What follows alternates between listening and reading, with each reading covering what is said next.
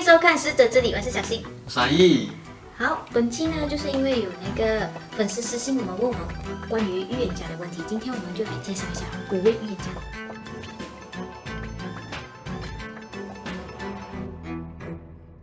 那么今天和大家介绍的第一位预言家呢，他就是诺查达马斯。他呢是一名法国人犹太裔，同时也是一名占星师、医师和导师。他每天晚上会花很多的时间在他的书房进行预言。他会在一个装满清水和草药的黄铜碗面前进行沉思。就在他禅坐的时候，这个意象会降临到他的身上。同时，他也会通过占星星座学来进行预言，因为他本身也是一名占星师。他呢就好像一个神童那样，他在14岁的时候就已经去学医了。他采用了比他当时那个年代更加先进的防范瘟疫措施的手法，然后还使用了一种很特别的草药去控制当年的那个鼠疫。后人发现，原来当年他所用的草药含有丰富的维他命 C。他已经会用维他命 C 了。然后他其中一个很知名的预言呢，就是预言了这个法王亨利二世之死。他说他呢会在一场战斗中被刺破双眼，死于残酷的死亡。结果4年后，这个法王亨利二世在一场战斗中真的被刺穿了眼睛，不久后便死亡了。然后这个呢是他对未来的一个预言。我个人觉得这个很值得注意。我觉得他是这样子说的，他说离千禧年不远，会有屠杀的游戏，很像是在说未来会有丧尸的出现。我觉得啊，这个如果是在游戏里面会很好玩，可是在现实里面哦，哇，我会很怕。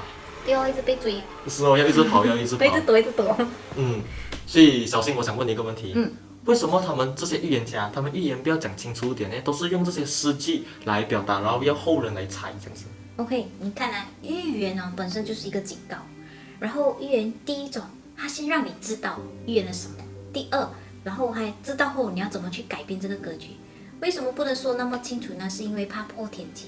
比如说呢，今天阿义你被选中为总统，有人预言你会做总统，但不过这信息给坏人拿到，可能你随时都会被枪杀，或者被害死，然后你的命运跟预言的预数就会有一种变化，就不一样了，就好像改写历史这样子。原来是这样。好，下一名我要介绍的就是埃德加·凯西。埃德加·凯西呢，他是一名美国人，也是一名神童，也是一名睡先知。在他幼年的时候呢，他看到了灵体，然后在13岁的那一年，他看到了一名天使来问他一个问题。那天使说：“你这生人最想要做什么？”他就回答这名天使说：“哦，我最想要帮助别人，尤其是生病的孩子们。”之后还有一个特异功能，就是他能够睡在一本书上面，就能熟读一本书。然后在他1901年的时候，他在一个催眠的状态下，他就看到了景象。虽然凯西他对医药诊断一窍不通，但是呢，他利用他这个才能，在催眠的状态下，能够帮助病人解读他们的病情。也说到亚特兰蒂斯的问题，之后他也说过轮回来世和以后地球未来的预言。他最知名的一个预言呢，就是南极、北极将会发生变化。就现在的科学家就看到了这个现象。埃德加·凯西呢，他对未来的预言，他也说到深水温度的变化会影响天气、地震、火山喷发。另外，纽约本身基本将会消失哦。还有那个乔治亚州、卡罗来纳州的南部部分将消失。他也说到洛杉矶、旧金山将被摧毁。我想问你一个问题：什么问题？他每次催眠他自己，他要睡多少次？哇，这个问题啊，如果他一天要见10个人的话，这样是不是要睡10次？小新，刚刚你讲到一个神童，现在我也是要讲一个神童，他叫做阿比基亚·阿南德。他是一名印度少年，同时他也是一名占星师。他呢是通过占星术来进行预言。然后为什么讲他是神童？今年年仅14岁的他就已经获得了印度草药微生物学研究生文凭，并且他还向学生教导占星术和其他学科。那么他其中一个很知名的预言呢，是他在2019年8月份的时候，他就已经预言了2020年会有灾难爆发。结果在2020年，新型冠状肺炎病毒就爆发了。那么他对未来其中一个预言呢，他有说到，在2020年12月开始，世界还会有另一种的新型冠状肺炎病毒会爆发，然后经济会在这个时候很猛烈的崩塌。所以他有教大家尽量不要去杀生杀动物，这样可能还可以减缓灾难的到来。所以听完他讲过，我个人觉得我们听完他的这些预言，我们不可以只是在等这些预言及时到来，我们应该要想办法去做出改变，让这些预言不会到来。对，改变是一定要的。下一个我要跟你说的是 Kilios， 他是一名新加坡人，然后他也是一个导师，也是一名现在的先知，也是一名隔空治疗者。他其实在4岁的时候，他看到一团白光从远而近飘到他的面前，显现出一名女神。这女神告诉他，你长大后你一定要救人救世。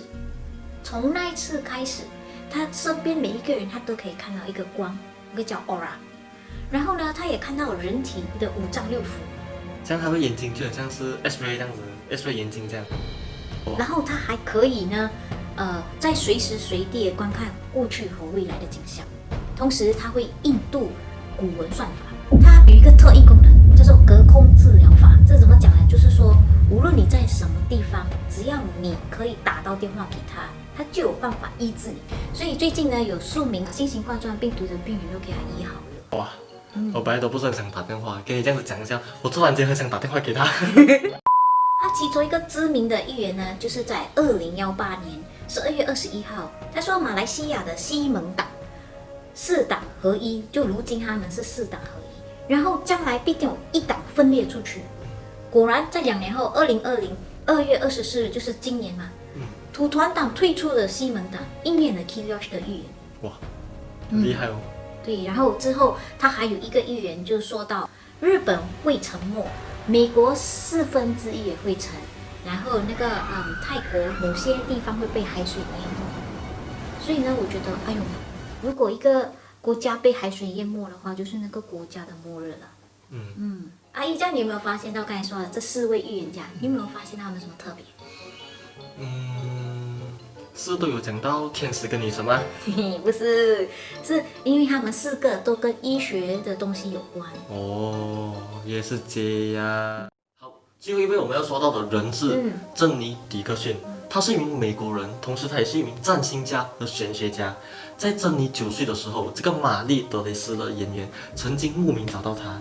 当时珍妮就通过这个水晶球看到景象，他对那时候还默默无闻的玛丽演员说：“你将成为大明星，会赚很多很多钱。”珍妮为什么会有这个本领呢？是因为在他小时候，这个吉普赛人曾经给了他这个水晶球为人占卜，然后同时珍妮本身也懂得占星星座学。然后珍妮其中一个很知名的预言呢，是他预言了这个约翰·肯尼迪会被杀害。结果在1963年11月22日，这个约翰·肯尼迪真的遇刺身亡了。可是小新，我有个问题想要问你，为什么预言家都喜欢讲到政治？因为如果有一个好的领导人明白，然后做了好政府，就带领他的子民走向好的未来。就很像古代的那些姜子牙和刘伯温他们，都会辅助皇帝整顿好国家，这样子是吗？对。OK， 明白了。